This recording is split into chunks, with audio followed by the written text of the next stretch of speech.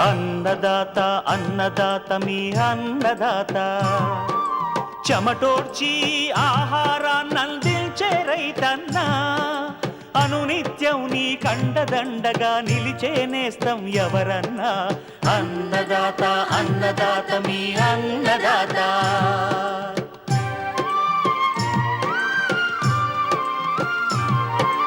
నూతన రీతుల సాగుబడికి నూరింతలు పెరిగే దిగుబడికి సూచనలిచ్చే సస్య రక్షణకు పశు పోషణకి శాస్త్ర విజ్ఞానం అందించి ముందుకు నడిపే తెలుగు రైతు భారతదేశానికి మకుటం అయ్యేలా తీర్చిదిద్దే ఆశయంతో మిమ్ము మేలు కొలిపేది అన్నదాత అన్నదాత అన్నదాత మీ అన్నదాత అన్నదాత అన్నదాత మీ అన్నదాత.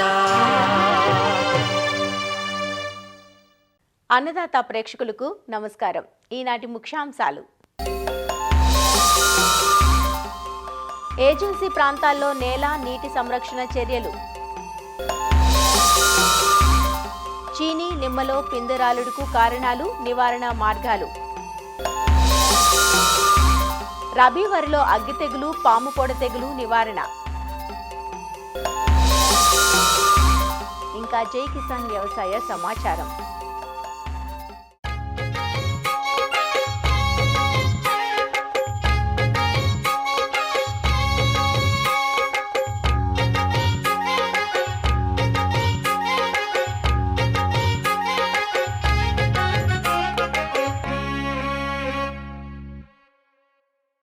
ఏటా ఎదురవుతున్న అననుకూల వాతావరణ పరిస్థితులు, చీడపీడల సమస్యతో వరి సాగు రైతుకు భారంగా మారుతోంది.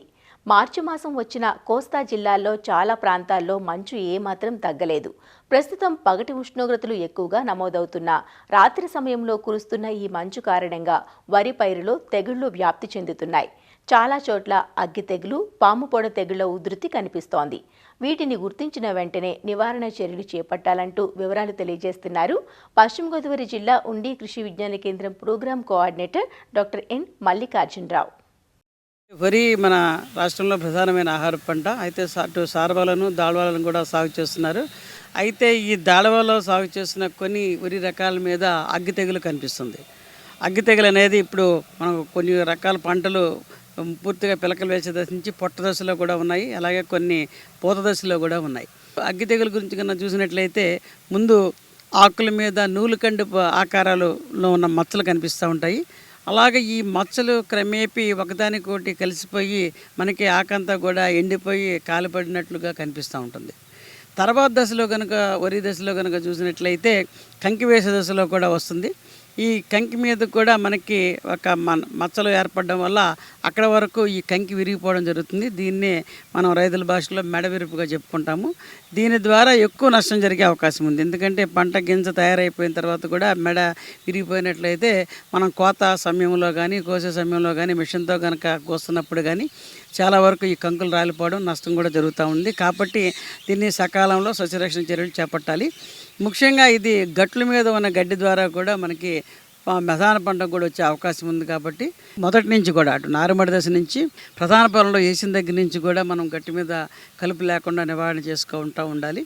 అయితే ఈ ఆకుల మీద నూలుకండే ఆకార మచ్చలు గమనించిన వెంటనే మనము ట్రైసైక్లోజల్ అనే మందును కానీ 120 గ్రాములు ఎకరానికి కానీ, అలాగే కాసుగామైసిన్ అనే మందు అయితే 2 ml లీటర్ నీటికి కానీ, అది కాకపోతే ఐసోప్రోథైల్ అనే మందుని 1.5 ml లీటర్ నీటికి, వీటిలో ఏదైనా కానీ మనము కలిపి పిచికారీ చేసుకోవచ్చు. ఏదైనా ఒక్క మందుని మాత్రమే వాడవలసిన అవసరం ఉంటుంది. అది కూడా పొలం అంతా తడిచేలాగా బాగా పిచికారీ చేయవలసి ఉంటుంది. అవసరాన్ని బట్టి మళ్ళీ వారం రోజులు 10 రోజుల వ్యవధిలో కూడా తెగులు ఉధృతి ఎక్కువగా ఉన్నట్లయితే మళ్ళీ రెండోసారి కూడా కొట్టాల్సిన అవసరం కూడా ఉంటుంది రబీ కాలంలో.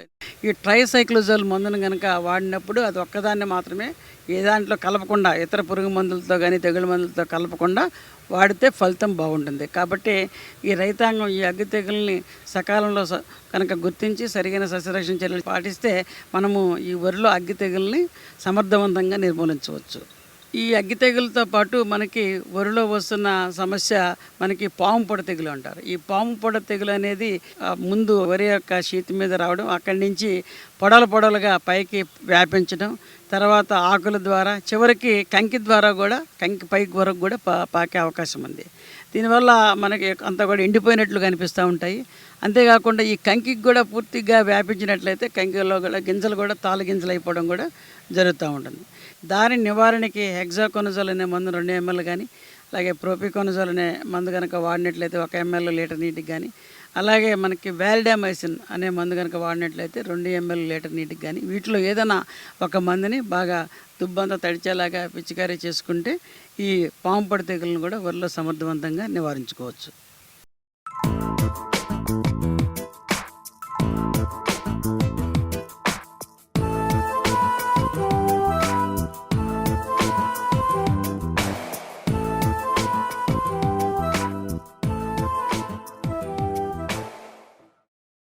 ఇరు తెలుగు రాష్ట్రాల్లో మామిడి తర్వాత అధిక విస్తీర్ణంలో సాగవుతున్న పండ్ల తోట చీనీ నిమ్మ. ఈ తోటల దిగుబడి, ఉత్పాదకత అనేవి అనేక కారణాల వల్ల ప్రభావితం అవుతూ ఉంటాయి.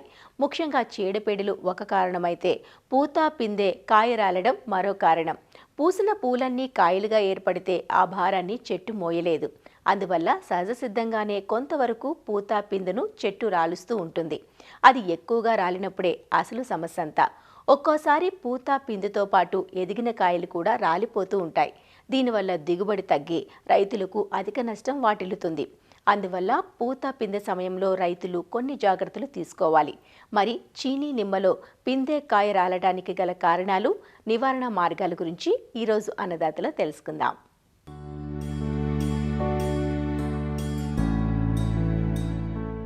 చీనీ నిమ్మ రైతులకు సర్వసాధారణంగా ఎదురయ్యే సమస్య పూత పిందె కాయ రాలడం. చీనీ నిమ్మ తోటల్లో పూత పిందె కాయలు రాలటానికి అనేక కారణాలున్నాయి. అంతేకాదు, పిందెలు కాయలు అన్నీ ఒకేసారి రాలవు. పిందె కట్టిన నాటి నుంచి కాయ కోత వరకు 3 దశల్లో రాలుతూ ఉంటాయి. మొదటి దశలో మగ పువ్వులు, పరాగ సంపర్కం చెందని ఆడపువ్వులు, ఫలదీకరణ చెందని ఆడపువ్వులు, కొన్ని జొన్నగింజ సైజులో ఉన్న పిందెలు రాలిపోతూ ఉంటాయి. అలాగే చెట్లపై ఎక్కువగా పిందెలు ఏర్పడినప్పుడు చెట్లు కొన్ని పిందెలను మాత్రమే నిలబెట్టుకుని మరికొన్నింటిని రాల్చేస్తూ ఉంటాయి. ఈ దశలో పూత పిందెలు రాలటం సహజంగా జరిగే ప్రక్రియ. రెండో దశలో బఠానీ సైజు నుంచి గోళీకాయ సైజున్న పిందెలు రాలిపోతుంటాయి. ఇది సాధారణంగా వేసవి కాలంలో జరుగుతుంది. ఈ కాలంలో ఉండే ఎండ తీవ్రత వల్ల, పొడి వాతావరణం వల్ల, నీటి ఎద్దడి వల్ల, అప్పుడప్పుడు అధిక వర్షాల వల్ల, అలాగే చీడపీడల వల్ల కూడా రాలుతూ ఉంటాయి. ఒక్కొక్కసారి మొదటి దఫా పిందెలు రాలిన తర్వాత కూడా అధిక సంఖ్యలో పిందెలు లేదా కాయలుంటే చెట్లు వాటిలో కొన్నింటిని రాలుస్తాయి. ఈ దశలో పిందెలు కాయలు రాలటం వల్ల రైతుకు కొంత ఆర్థిక నష్టం జరిగే అవకాశం ఉంది. మూడో దశలో, అంటే కాయలు ఎదుగుతున్న సమయంలో కోతకు 20 నుంచి 30 రోజుల ముందు ఎదిగిన కాయలు కూడా రాలుతాయి. దీనికి కారణం అధిక ఉష్ణోగ్రత, నీటి ఎద్దడి, అలాగే తగినంత పోషణ లేకపోవడం. కొన్ని పోషక పదార్థాల లోపం, వివిధ హార్మోనుల మధ్య సమతుల్యత లోపించటం వల్ల కూడా కోతకు తయారుగా ఉన్న కాయలు రాలుతూ ఉంటాయి. దీనివల్ల దిగుబడి చాలా తగ్గుతుంది. కనుక ఈ దశలో కాయ రాలుడును తప్పకుండా నివారించుకోవాలి. కొన్ని యాజమాన్య చర్యలు చేపట్టడం ద్వారా చీనీ నిమ్మలో పిందె కాయ రాలుడు సమస్యను నివారించుకోవచ్చు. సాధారణంగా చీనీ నిమ్మలో వాతావరణపరమైన వ్యత్యాసాలు కూడా పిందె కాయ రాలటానికి కారణమవుతాయి. ముఖ్యంగా అధిక ఉష్ణోగ్రత, అధిక చలి, అధిక వర్షాలు, తుఫాను సమయంలో ఈదురుగాలుల వల్ల కూడా కొన్నిసార్లు కాయలు రాలిపోయే అవకాశం ఉంది. దీన్ని నివారించటానికి తోట చుట్టూ ఎత్తుగా పెరిగే యూకలిప్టస్, సరుగుడు, టేకు వంటి చెట్లను గాలి నిరోధకాలుగా నాటుకోవాలి. ఎండలు తీవ్రంగా ఉన్నప్పుడు అధిక ఉష్ణోగ్రత వల్ల పిందె కాయ రాలడం జరుగుతుంది. కాబట్టి తోటలు బెట్టకు గురికాకుండా చూడాలి. చాలా రోజుల తర్వాత ఒక్కసారిగా నీరు పెట్టినా పిందె కాయ రాలుతుంది. కాబట్టి వారంలో కనీసం 2 సార్లు తేలికపాటి నీటి తడులు ఇవ్వడం మంచిది. నీటిని క్రమబద్ధంగా సమానమైన వ్యవధిలో పెట్టాలి. డ్రిప్పు ద్వారా పెట్టడం ఉత్తమం. చీడపీడల వల్ల కూడా పిందె కాయలు రాలుతాయి. కాబట్టి చీడపీడలను సకాలంలో గుర్తించి సమర్థవంతంగా నియంత్రించడం వల్ల పిందె కాయ రాలుడు సమస్యను నివారించుకోవచ్చు. చెట్లలో తగినంత సత్తువ లేకపోవటం వల్ల, పోషక లోపాల వల్ల పిందెలు రాలుతూ ఉంటాయి. ఇందుకోసం పోషకాలు సమతుల్యంగా అందేలా చూడాలి. కాపుకు వచ్చిన ఒక్కో చెట్టుకు సంవత్సరానికి 100 కిలోల పశువుల ఎరువు, 10 కిలోల వేపపిండి లేదా ఆముదం పిండి, 1.5 కిలోల యూరియా, 2.5 కిలోల single super phosphate, 1 kilo muriate of పొటాష్ను 2 సమభాగాలుగా చేసి జూన్ జూలైలో ఒకసారి, సెప్టెంబర్ అక్టోబర్లో మరోసారి వేసుకోవాలి. వర్షాకాలంలో జనుము, జీలుగ, పిల్లి పెసర వంటి పచ్చిరొట్ట పైర్లు వేసి 45 రోజులకు పడదున్నితే చెట్లకు పోషకాలందుతాయి. అలానే కాత దశలో ఉన్నప్పుడు చెట్లను అతిగా ప్రూనింగ్ చేసిన, చెట్టు వేర్లు సంతరించుకుపోతున్న ప్రాంతంలో నేలను కదిలించిన పిందె కాయ రాలుతుంది. అందువల్ల ఈ దశలోని తోటల్లో అంతర కృషి పనులను చేయకూడదు. అన్ని చర్యలు పాటించినప్పటికీ కూడా పిందె కాయ రాలటం గమనించినట్లయితే హార్మోన్ల లోపం అని గుర్తించి 1 మిల్లీలీటర్ ఫ్లానోఫిక్స్ 4.5 లీటర్ల నీటిలో లేదా 1 గ్రాము 2,4-D 10 ppm మందును 100 లీటర్ల నీటిలో కలిపి పూత సమయంలో ఒకసారి, అలాగే పిందె గోళీ సైజులో ఉన్నప్పుడు ఇంకొకసారి పిచికారీ చేసినట్లయితే చీనీ నిమ్మలో పిందె కాయ రాలుడును తగ్గించవచ్చు. ఈ విధంగా అన్ని రకాల నివారణ చర్యలు చేపట్టడం ద్వారా చీనీ నిమ్మలో పిందె రాలుడు సమస్యను తగ్గించి మంచి దిగుబడులు పొందే అవకాశం ఉంది.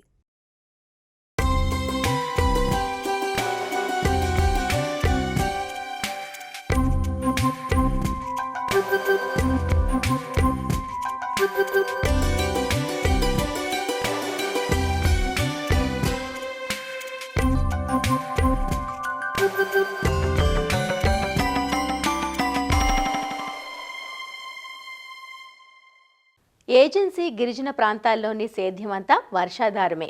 ఒకేసారి వర్షాలు అధికంగా పడటం లేదా ఎక్కువ రోజులు కురవకుండా ఉండిపోవటం, వర్షానికి మధ్య వ్యవధి ఎక్కువగా ఉండటం వంటివి పంటలపై అధిక ప్రభావాన్ని చూపుతూ ఉంటాయి. ముఖ్యంగా ఇక్కడి ప్రాంతాల్లో నేలలు ఎత్తుపల్లాలను కలిగి నీటిని నిలుపుకునే శక్తిని తక్కువ కలిగి ఉంటాయి. వర్షపు నీటి ఉధృతి, వేగంగా వీచే గాలుల ప్రభావంతో నేల కోతకు గురవుతుంది. ఇలాంటి పరిస్థితుల్లో నేల కోతను అరికట్టి నీటి ప్రవాహానికి అడ్డుకట్ట వేస్తే సేద్యం సాఫీగా సాగుతుంది. రైతు స్థాయిలో వాలుకడ్డంగా గట్ల నిర్మాణం, నీటి కుంటల ఏర్పాటు ద్వారా నేలను, నీటిని సంరక్షించుకోవచ్చు. మరి నేలల పరిరక్షణ, నీటి సంరక్షణ కోసం ఏజెన్సీ ప్రాంతాల్లో ఎలాంటి చర్యలు చేపట్టాలో వివరిస్తున్నారు ఆచార్య ఎన్జీ రంగా వ్యవసాయ విశ్వవిద్యాలయం, శ్రీకాకుళం జిల్లా నైరా వ్యవసాయ కళాశాల విస్తరణ విభాగం అధ్యాపకులు డాక్టర్ డి చిన్నమనాయుడు. నేలని, నీటిని ఎవరైతే రైతులు బాగా సంరక్షిస్తారో, బాగా అభివృద్ధి పరుచుకుంటారో, వాటిని సంరక్షణ చేసే రైతులు వ్యవసాయం చాలా బాగుంటుంది. వ్యవసాయ దిగుబడులు కూడా చాలా బాగుంటాయి. కానీ కొన్ని రకాల పరిస్థితులు, అన్నీ సమతలంగా ఉండే భూములు ఉండవు. కొన్ని ఏజెన్సీ ప్రాంతాలు కానీ, అటవీ ప్రాంతాలు కానీ, ట్రైబల్ ఏరియాస్లో చూస్తే ఎగుడు దిగుడుగా ఉండేటువంటి పొలాలు కూడా చాలా ఉంటాయి. మరి అలాంటి వాలు కలిగినటువంటి భూముల్లో సమస్య చాలా ఎక్కువ. ఎందుకంటే అక్కడ వర్షాలు పడ్డాయంటే ఆ వాలు వల్ల పడిన వర్షం అంతా భూమిలో ఇంకకుండా పరిగెడుతుంది.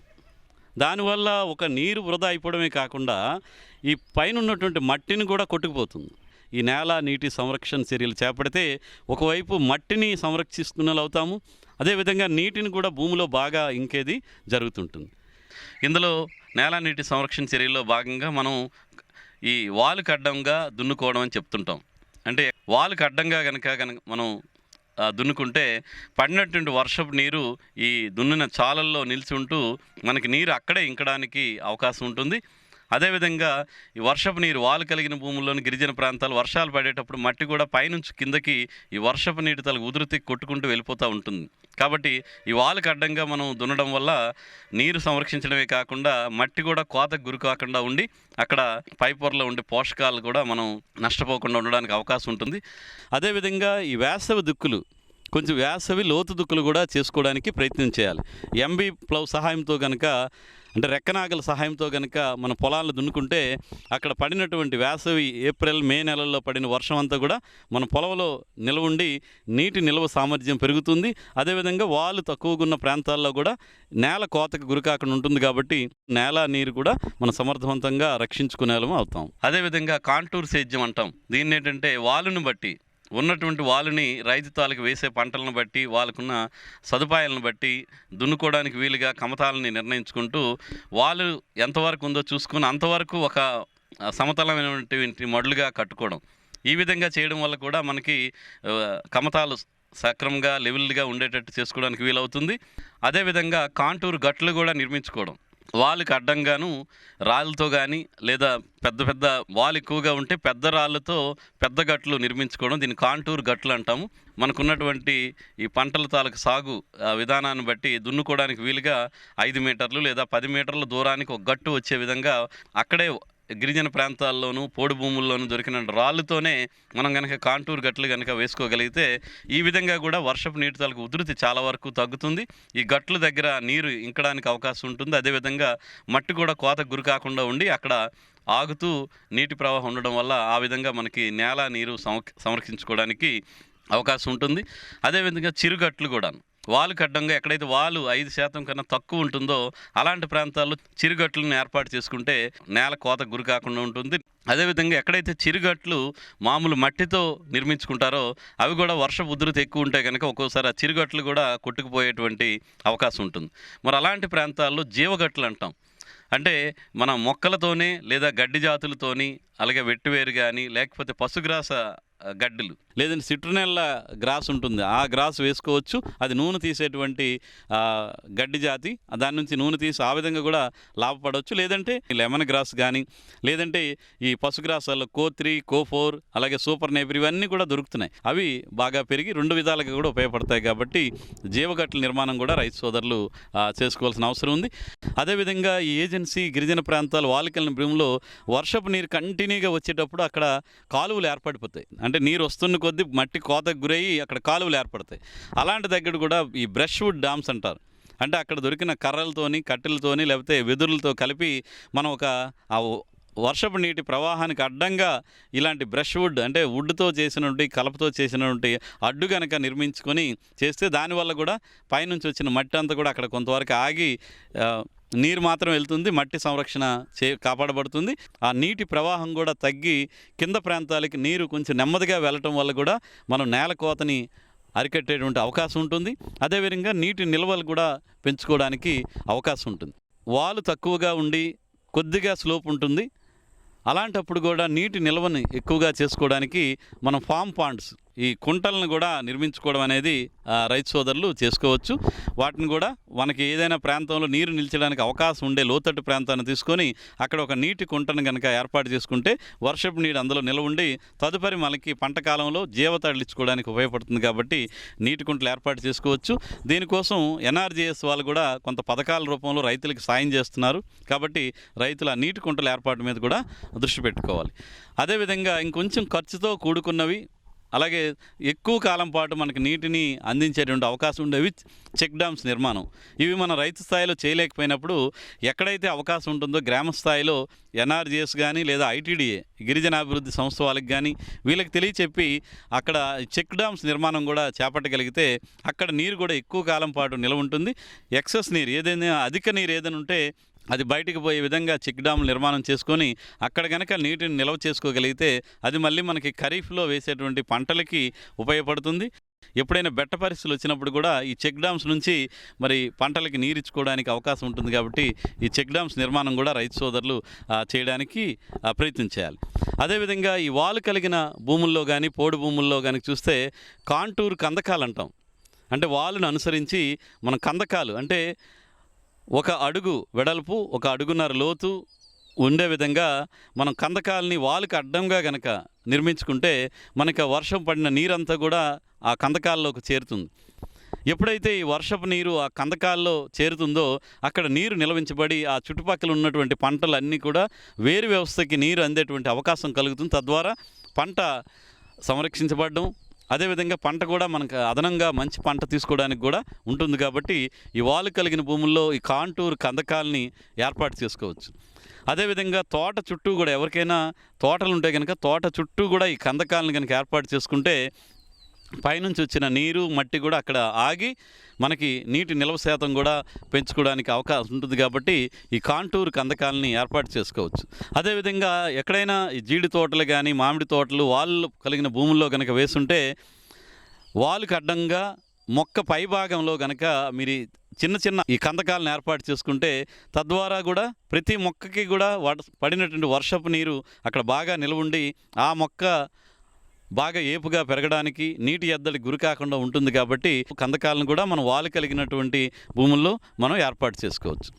ఈ విధంగా ఏంటంటే వాలు కలిగిన భూముల్లో వాలును బట్టి మీరు కాంటూర్ సేద్యాన్ని కానీ అదేవిధంగా కవర్ క్రాప్స్ కప్పి ఉంచేటువంటి పంటలు వేయడం కానీ రాతి గట్లు చిరుగట్లు వేయటం అదేవిధంగా గడ్డి జాతుల్ని వాలుకి అడ్డంగా మీరు గనక నాటితే ఆ విధంగా కూడా నేల నీరు సంరక్షణ జరిగి ఉపయోగకరంగా ఉంటుంది.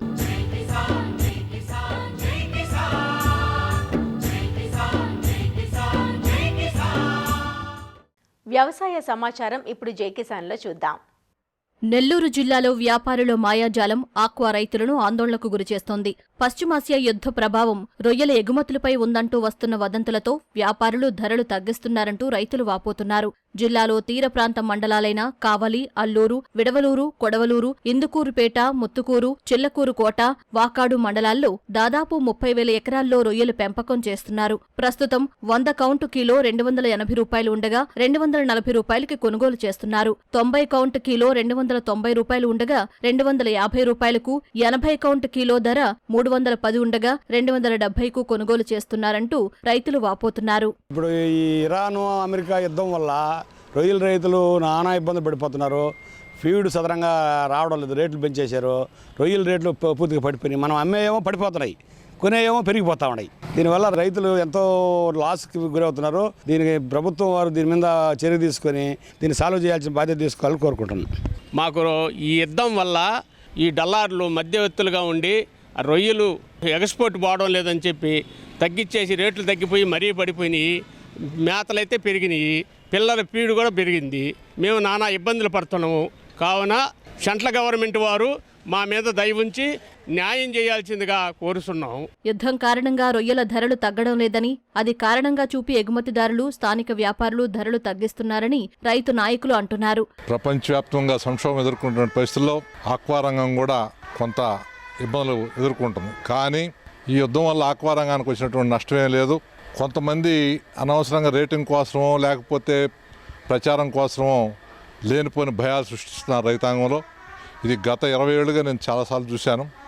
ఈ విషయంలో ఎటువంటి భయాలు పొందాల్సినటువంటి అవసరం లేదు. ఎక్కడా కూడా రైతులకు నష్టం జరగదు. గతంలో కూడా ఇట్లా చేశారు, కానీ అక్కడేమి నష్టం ఏం జరగలేదు. ఎక్స్పోర్ట్స్ ఎక్కడ ఆగలేదు. ఇప్పుడైతే చాలా డిమాండ్ ఉంది. మనకి ప్రపంచవ్యాప్తంగా భారతదేశం పన్నులు తగ్గిన పరిస్థితుల్లో మంచి రేట్లు వస్తాయి. ఎవరు కూడా హడావుడి పడద్దని చెప్పి నేను విజ్ఞప్తి చేస్తున్నాను. రొయ్య ధరలు తగ్గించి కొనుగోలు చేస్తున్నారనే వార్తలను రైతులు నమ్మవద్దంటూ మత్స్యశాఖ అధికారులు తెలియజేస్తున్నారు. రైతులు మత్స్యశాఖ వారిని సంప్రదిస్తే మార్కెటింగ్ కల్పించేందుకు సిద్ధంగా ఉన్నట్లు వివరిస్తున్నారు. మనకు రొయ్యల రేట్లు ధరలు తగ్గించి కొనుగోలు చేస్తున్నారనేది ఒక వార్త అనేది ప్రచారం అవుతుంది. దీనికి సంబంధించి మీకు ముఖ్యంగా మేము తెలియజేసేది ఏమనగా, రైతులు ఏ ఒక్కరు కూడా మీరు ఆతృత పడి ఈ యుద్ధం వల్ల ప్రాసెసింగ్ ప్లాంట్ వాళ్ళు కొనుగోలు చేయరని, తర్వాత మనం నష్టపోతామనే విధంగా ఆలోచించకుండా మీ దగ్గర ప్రోడక్ట్ 100 కౌంట్ నుంచి మీకు 50 కౌంట్ వరకు సిద్ధంగా ఉంటే మత్స్యశాఖని సంప్రదించినట్లా మనం ఒక కొనుగోలు వాళ్ళని కూడా మనం మార్కెటింగ్ టైఅప్ చేయడానికి కూడా మనము అన్ని చర్యలు కూడా తీసుకొని పడుతుంది. డొమెస్టిక్గా కూడా మనం కనుక్కున్నాము. రేట్ అనేది ఏం ఫ్లక్చువేషన్స్ లేవని అంటున్నారు. ఎవరైనా మిమ్మల్ని దళారులు మోసం చేసి రేటు తగ్గింది, యుద్ధం వలన ఎవరు కొనుగోలు చేయట్లేదు, మీరు నష్టపోతారు, మీరు ఏదో ఒక రేటుకి విక్రయించండి అని మిమ్మల్ని ప్రలోభకు గురి చేస్తే వెంటనే మాకు మత్స్యశాఖకు తెలియజేయాలి. 9408144739 ఈ సంయుక్త సంచాలకుల వారి యొక్క ఫోన్ నంబరు. వారు ఎప్పుడు కూడా మీరు ఏ టైం అయినా కాల్ చేసినా కూడా మీ యొక్క అనుమానాలను కూడా నివృత్తి చేయగలరు. అలాగే మీ యొక్క గ్రామ స్థాయిలో కూడా విలేజ్ ఫిషరీస్ అసిస్టెంట్లు మరియు మండల స్థాయిలో ఎఫ్డిఓలు, నెక్స్ట్ డివిజనల్ స్థాయిలో కూడా మనకు ఏడీలు అనే వాళ్ళు ఉన్నారు. సో వారు కూడా మీకు అందుబాటులో ఉంటారు. వారు ఎవరు ఒకవేళ ఏదైనా అనివార్య కారణాల లిఫ్ట్ చేయకపోయినా కూడా మీరు వెంటనే నా మొబైల్కి మీరు జేడీ మొబైల్కి మీరు కాల్ చేసిన వెంటనే మీకు వెంటనే కూడా మీకు మార్కెటింగ్ సదుపాయం అనేది కల్పించబడుతుంది. ఇది మీకు మత్స్యశాఖ నుండి మేము ఇస్తున్న భరోసా అండి. ఒక పక్క మేతల ధరలు పెరుగుతూ పోతుంటే తాము ఉత్పత్తి చేసే రొయ్యకు ధరలు తగ్గిస్తున్నారని రైతులు వాపోతున్నారు. ఇలాంటి పరిస్థితుల్లో ధరల నియంత్రణపై అధికారులు చర్యలు తీసుకోవాలని రొయ్యల సాగుదారులు కోరుతున్నారు. మరిన్ని విభిన్న అంశాలతో రేపటి అన్నదాతలో మళ్ళీ కలుసుకుందాం. నమస్కారం. అన్నదాతలు తమ సందేహాలు, సమస్యలను 18004254085 టోల్ ఫ్రీ నంబర్లో ఉదయం 10 నుంచి 11 గంటల మధ్య పని దినాలలో సంప్రదించగలరు. ఈ కార్యక్రమాన్ని యూట్యూబ్లో www.youtube.com/అన్నదాత ఈటీవీ లింక్ ద్వారా వీక్షించవచ్చు.